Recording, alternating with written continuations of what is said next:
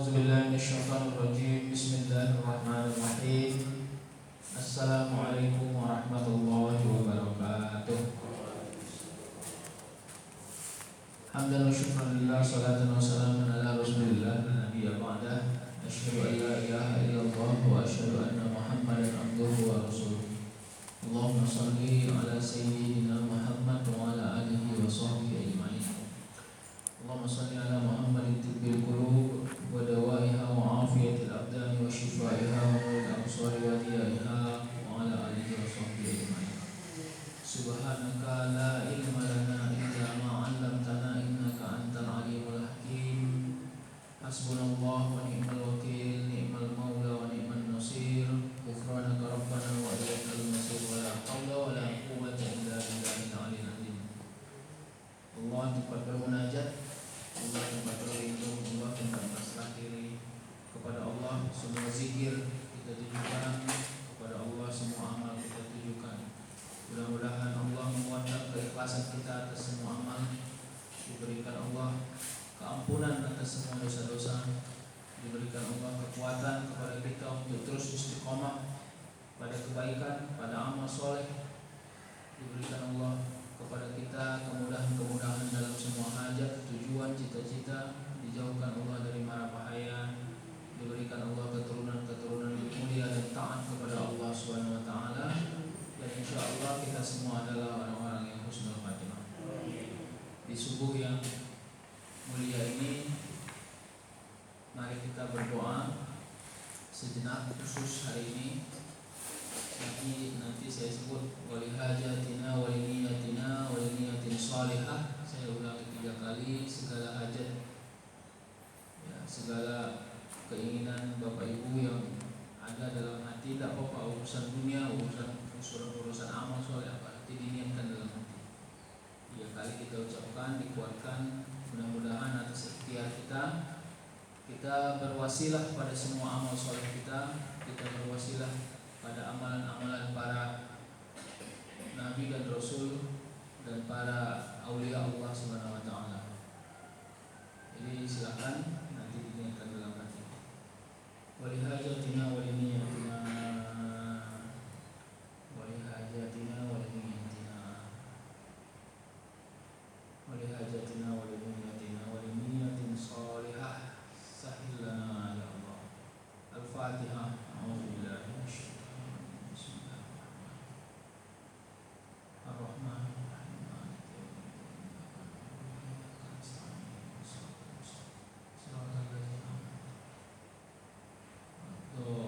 Amin.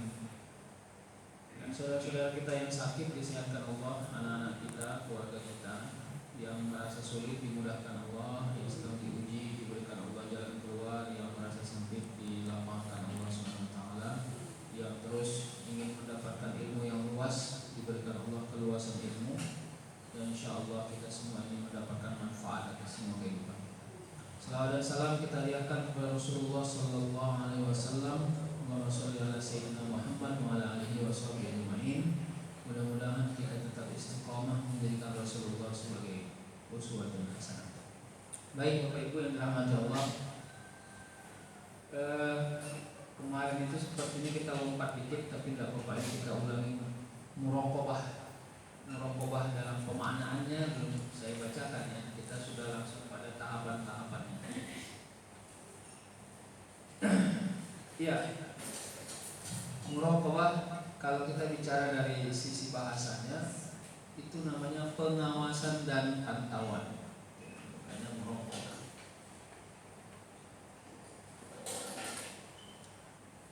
Beda pantauannya seperti pantauan CCTV.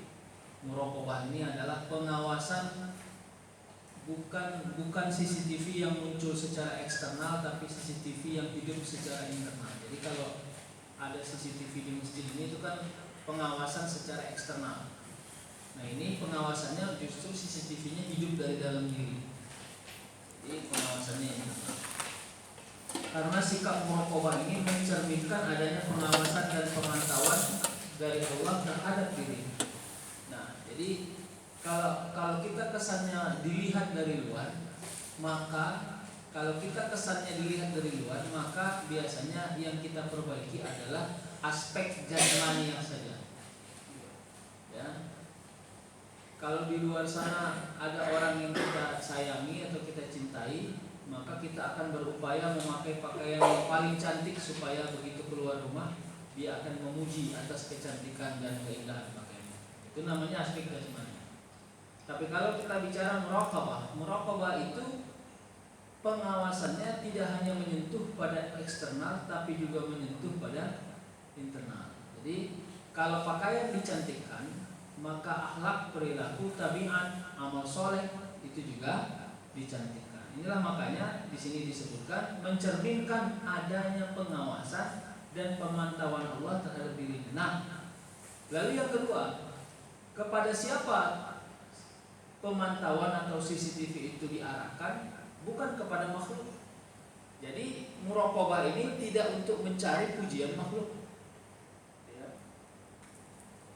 Muraqabah ini adalah untuk mencari kepantasan atas semua amal dan kebaikan yang kita lakukan, dan itu berterima kepada Allah. Jadi kan itu di yaumil hisab kita kan selalu saja diceritakan oleh guru-guru kita. Nanti ada TV yang akan ditunjuk kita, dia akan mensiarkan semua detik per detik perilaku kita dari mulai hidup sampai kita meninggal. Nah, kira-kira muraqabah ini di situlah diputar ulang ya. Jadi kan saya bilang CCTV tadi. Jadi semua memorinya akan diputar di situ dan akan terekam dengan baik apa yang kita lakukan. Nah, lagi-lagi muraqabah dalam pendekatan tasawuf ini karena dia ahwal tidak diidentikan pada sesuatu yang mengerikan atau sesuatu yang menakutkan, tidak. Jadi ada CCTV nanti takutlah bagus-bagus, bukan begitu. Jadi CCTV yang muncul ini justru membuat kita baik dengan sendirinya, ya, bersih dengan sendirinya, bukan karena ada CCTV-nya gitu. Tapi karena kita tahu bahwa kebaikan itu, kebersihan itu adalah kewajiban dan tanggung jawab kita di hadapan Allah Subhanahu wa taala.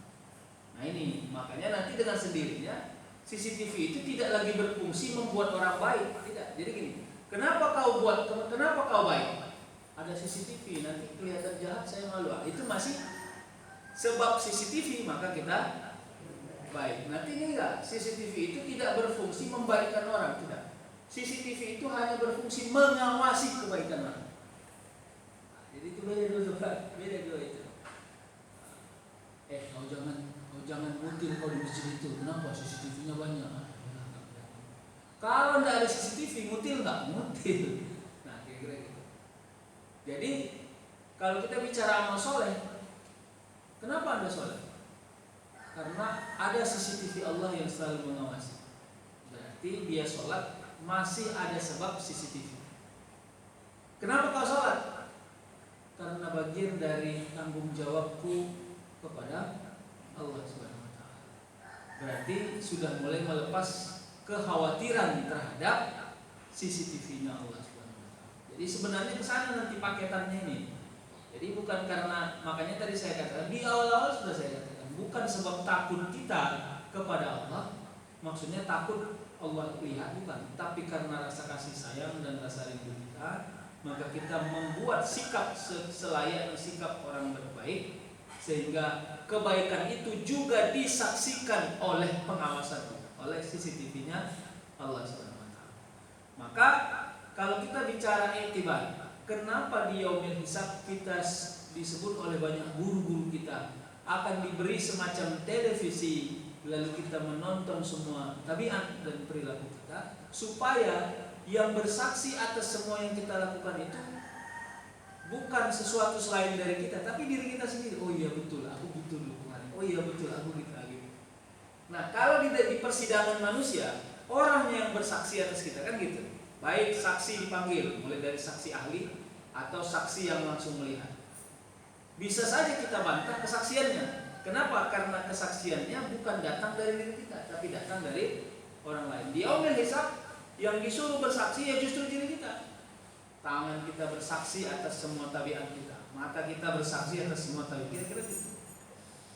itu fungsinya muraqabah. Yang kedua, dari sisi bahasa, dari sisi istilah, muraqabah itu adalah keyakinan yang dimiliki seseorang bahwa Allah senantiasa mengawasinya, gitu ya, melihatnya, mendengarnya, dan mengetahui segala apapun yang dilakukannya dalam setiap waktu, setiap saat, setiap nafas, setiap kedipan mata sekalipun. Oke? Jangan dianggap setiap kalimat ini tidak ada maknanya. Ayo kita maknai yuk. Senantiasa mengawasinya. Apakah ada orang mengawasi tanpa melihat? Apakah ada orang mengawasi tanpa melihat? Saya bisa nggak mengawasi anak saya tanpa saya melihat? Bisa, Pak. Bisa. Dengan siapa? Saya tanyai tetangga saya tanyai asisten rumah tangga yang kerja di rumah saya tanyai kawan-kawan yang di sekolah. Walaupun saya tidak melihat, saya tetap mengawasinya. Bagaimana cara Allah mengawasi kita tanpa penglihatan? Kira-kira gitu. Walaupun Allah Maha melihat. Termasuk salah satunya adalah kesaksian orang-orang atas kebaikan kita, kesaksian orang-orang atas amal soleh kita, kemaafan orang atas dosa-dosa kita. Disitulah bagian dari cara Allah mengawasi. Makanya bagaimana menurut Anda si Mai ini baik? Kalau kita semua bilang baik, maka itu bagian dari pengawasan Allah. Makanya penting berbuat baik kepada orang, karena orang-orang di sekitar kita adalah cara Allah mengawasi kita. Nah gitu. Makanya dibedakan pada pengistilah ini pengawasan dan penglihatan. Karena kita seolah-olah, kapan engkau mengawasi saya? Ketika saya melihatnya. Tidak. Setiap istri selalu mengawasi suaminya walaupun dia tidak ikut sama suaminya ke kantor suaminya. Bagaimana Anda tahu? Ya, terserah. Kira-kira gitu. Jadi Allah mengawasi kita. Allah juga melihat kita. Kenapa ada perbedaan? Kapan Allah melihat kita? Dalam beberapa bab disebut secara khusus Allah melihat kita pada semua amal yang kita tuju kepada Allah. Ya, makanya kalau ada orang beramal soleh niatnya bukan karena Allah, maka biasanya itu akan berpengaruh kepada penglihatan Allah. Berpengaruh itu bukan berarti Allah tidak bisa melihatnya. Allah Maha melihat atas niat yang tulus atau niat yang tidak tulus. Makanya orang-orang yang belajar tasawuf, dia merasa penting meluruskan niat. Kalau pada bab syariat cukup niat dilafazkan dan lafaz niat itu bersesuaian dengan perbuatan, maka sempurnalah amal. Yusolli fardhu subhi raka'ataini mustaqbilal qiblah. Ya. Makmuman adaan makmuman lillahi ta'ala. Cukup, selesai. Begitu dia sholat angkat takbir Allahu Akbar, yang diingatnya adalah nanti sore mau masak toge, mau masak ini segala macam, itu tidak urus lagi. Kenapa? Karena niat sudah diucapkan. Tapi kalau dalam bab-bab tasawuf, apalagi bab-bab thariqah tertentu, niat yang dilafazkan hanya sebagai instrumen saja, hanya sebagai pembukaan. Karena niat yang dilafazkan itu harus menjadi pembuktian dari seluruh gerak sholat kita, dari mulai takbir sampai salam. Jadi niat itu semacam taburan-taburan wewangian gitu. Gini Pak, kalau kita pakai parfum lalu harumnya tidak tercium kepada mana tempat kita lewati, berarti parfum kita hanya berguna untuk diri. Maka sebenarnya parfum yang kita pakai itu fungsi wanginya kepada diri kita atau kepada orang yang akan berinteraksi dengan kita? Itu pertanyaan Pak. Itu pertanyaan. Nah, apalagi kita pakai parfum KW-nya KW 10 gitu. Belum lagi disemprotkan udah hilang wanginya. Itu KW 10. Ada parfum yang tahannya hanya setengah jam. Ada parfum yang alhamdulillah tahannya 12 jam. Kita pergi keluar rumah, pulang sore masih tahan dia. Ada parfum yang dicuci bajunya seminggu pun masih tahan. Kira-kira begitulah efek niat terhadap diri kita. Niat itu seperti parfum dalam setiap amal kita.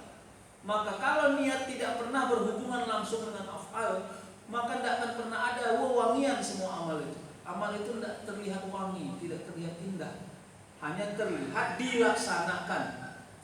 Ditanya oleh istri, udah pakai parfum, Mas? Udah, tadi kan kelihatan saya semprot-semprot. Begitulah dia syariahnya kira-kira. Tapi apakah yang disemprot-semprot itu memberi efek terhadap orang yang mencium atau berinteraksi dengan kita? Tergantung pada cara kita mengurainya. Maka inilah penglihatan. Jadi pengawasan itu biasanya adalah sesuatu yang Allah titipkan kepada siapapun di antara kita, makhluk apapun, termasuk nanti bukan hanya manusia. Kalau kita masuk pada bab-bab hakikat, termasuk dititipkan Allah pada semua makhluk, angin, pada hujan, pada awan, pada gelap, pada terang, pada hewan-hewan yang berinteraksi dengan kita, pada hewan-hewan yang bertanggung jawab kau memeliharanya. Kalau kau pelihara kucing, kau kasih nggak makannya? Pelihara burung, kau kasih nggak makannya? Pada bunga-bunga yang kau tanam di rumah, kira-kira gitu. Sampai ke situ nanti itu kok. Pengawasan Allah pada semua makhluk. Penglihatan itu pada semua apa yang kita niatkan. Pendengaran ini adalah bagaimana cara Allah bersaksi mensaksikan kita melalui pendengarannya adalah pada sesuatu yang sudah disyiarkan kepada kita atas semua ilmu, tapi kita mengamalkannya atau tidak. Itu ya. Nah, jadi kan simbolnya syiar ilmu itu kan pada pendengaran, bukan pada penglihatan. Makanya kalau pada penglihatan, ya, orang buta belum tentu mendapatkan ilmu. Tapi kalau pada pendengaran, insya Allah siapapun orangnya, walaupun pendengarannya tidak begitu baik, maka dia akan menyerap apa ilmu yang dia dapat dan mengetahui segala apapun yang dilakukannya dalam setiap waktu. Apa bedanya setiap waktu dengan setiap saat? Waktu itu bicara kuantitas terhadap perjalanan detik per detik. Kalau saat itu kualitas terhadap perjalanan detik per detik. Jadi kalau bicara setiap waktu, apa yang kau kerjakan jam 9, apa yang kau kerjakan jam 10. Nah, itu ya. Maka dibicarakan apa yang dikerjakan. Kalau bicara tentang setiap saat, apa manfaat yang kau kerjakan di jam 9, apa manfaat yang kau kerjakan di jam 10.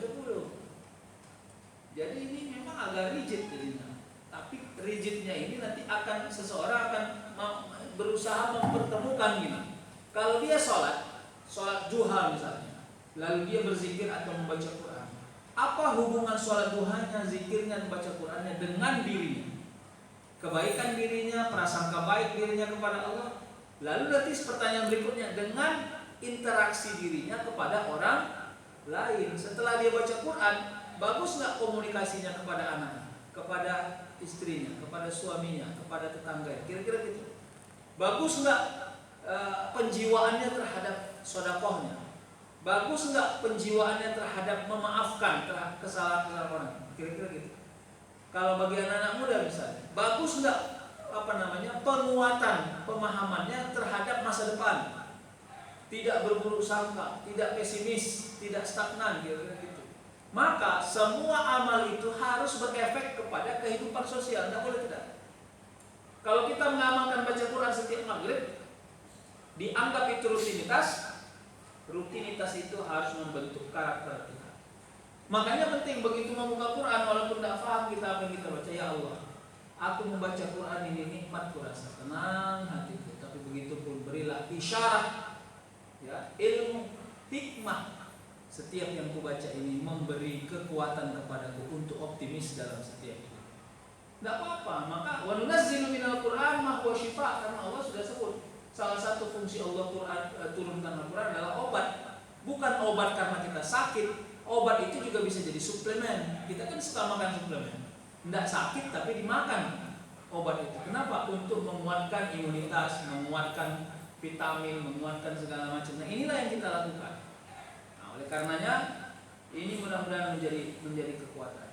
Setiap nafas, setiap waktu, setiap saat, setiap nafas. Makanya dalam thariqah tertentu ada namanya zikir nafas. Nah, kira-kira gitu ya. Mungkin arahnya ke sana. Setiap nafas ini adalah pemanfaatan kesempatan.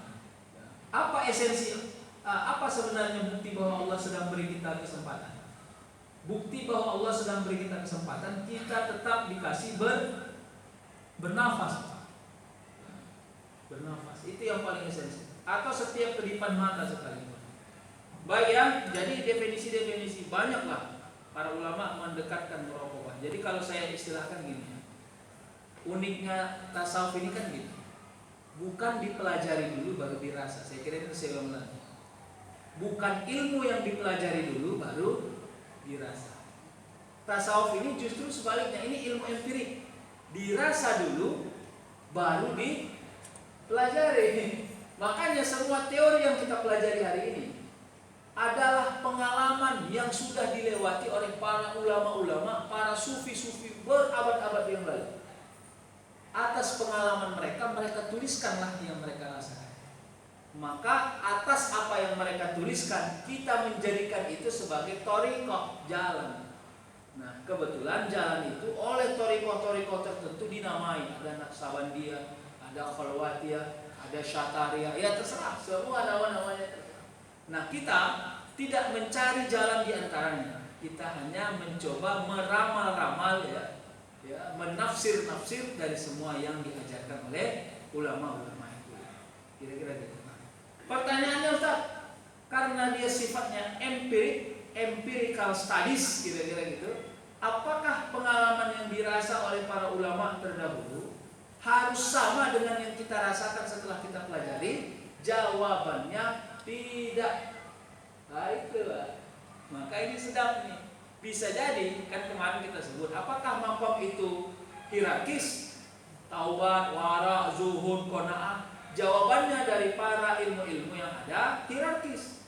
Tapi bisa juga tidak. Kenapa? Karena ilmu yang kita pelajari ini ilmu yang unik. Kita pelajari teorinya, tapi Allah yang kasih nilainya. Wah itu.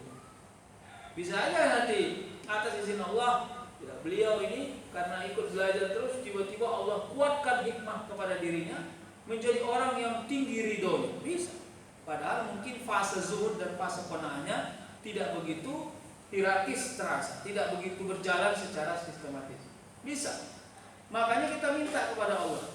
Jadi orang belajar tasawuf itu laduninya kuat. Makanya kalau dalam istilah tasawuf itu ada namanya irfani, akhlaki, falsafi, syar'i. Ya. Irfan itu apa? Irfan ini kalau saya kasih contoh sederhananya, dia gini, zikir, nggak tahu dia apa yang dizikirkannya, zikir aja gitu, dizikirkannya tuh. Padahal dia tidak pernah belajar dari ustadz kayak mana zikirnya, kenapa dizikirkan, berapa kali zikir, tidak pernah dia belajar itu, karena dia asik aja gitu. Lama-lama atas zikir yang dia kuatkan, ya, awalnya karena dia asik, awalnya karena tenang hatinya, lama-lama dia hampau. Hampanya ini gini, nggak ngerti kita kenapa harus dizikirkan. Yang penting setiap saya zikirkan seolah-olah ada interaksi yang tinggi kepada Allah yang kita rasakan, yang kita nggak mampu menyebutnya apa. Lalu atas izin Allah, karena zikir yang sikit tadi itu tapi istiqomah itu, Allah buat dia seolah-olah mampu melihat hikmah. Nah itu, jadi itu namanya derajatnya orang-orang irfani itu. Dan ini dulu diamalkan pada tasawuf awal. Tasawuf awal itu orang nggak belajar tapi dia berzikir, makanya ada uzlah. Itulah yang dikritik termasuk oleh Al-Ghazali. Uzlah itu apa? Mengasingkan diri, pergi mereka ke gua, meninggalkan kota, meninggalkan kerumunan. Kenapa? Terlalu asik dengan zikir. Ya, irfani itu membentuk karakter pribadi, tapi kesannya tidak berfungsi kepada karakter banyak orang. Jadi kalau dia berzikir, zikirnya itu hanya berfungsi untuk dirinya, tidak berfungsi untuk banyak orang. Nah sekarang kita mau berikhtiar berzikir yang berfungsi untuk banyak orang. Itu dia yang kita sebut. Makanya tadi saya sebut, bacaan Quran kita, zikir kita, tahajud kita, duha kita harus punya efek terhadap orang banyak. Nah, kenapa? Tadi sudah disebut dalam salah satu muraqabah itu adalah pengawasan. Kesaksian banyak manusia tentang kita itu bagian dari cara Allah mengawasi kita. Baik ya, makanya ya perjalanan ini apa menurut saya. Makanya kalau orang mengajar tasawuf dia tidak boleh sebel kepada muridnya. Tidak boleh. Semua guru-guru gitu. Ketika sudah diikrarkan kita akan belajar tasawuf itu di pesantren-pesantren juga gitu. Begitu kita belajar kepada satu guru, kita sudah kadang-kadang kan gini, ini percaya tidak percaya. Untuk menjadi muridnya kita harus disyahadahkan dulu, gitu. Karena nanti ada guru-guru yang dia nggak menerima kita jadi muridnya. Itu terjadi pada pelajaran-pelajaran tradisional. Saya juga mengalami itu dulu beberapa kali. Jadi datang sekali disuruh katanya memperbanyak sholat duha dulu baru boleh belajar. Seolah-olah dia lihat kita. Jadi ini percaya nggak percaya gitu. Ada lagi orang yang katanya disuruh tunggu 2 bulan dulu. Kira-kira gitu. Kenapa seperti itu? Karena nanti yang diajarkan itu bukan ilmu yang secara sistematis mempintarkan kita, tapi ilmu yang membuat kita punya karakter. Bisa jadi belum selesai pembelajaran, derajat dan tingkat muridnya sudah jauh lebih mapan daripada gurunya. Kenapa? Karena ilmu yang dipelajari itu ilmu yang diamalkan, bukan ilmu yang hanya difahami lewat pemikiran kita. Makanya tadi ada kekuatan irfan itu. Saya percaya ada zikir-zikir Bapak Ibu yang energinya jauh lebih dahsyat interaksinya kepada diri Bapak Ibu dan kepada Allah Subhanahu wa taala dibanding zikir-zikir yang saya punya. Ada pasti. Tidak semua kita sama. Makanya ini yang harus kita tinggikan sehingga tidak ada yang lebih mulia di antara. Kira-kira gitu ya. Kita lanjut ya. Syekh Ibrahim bin Khawas mengatakan bahwa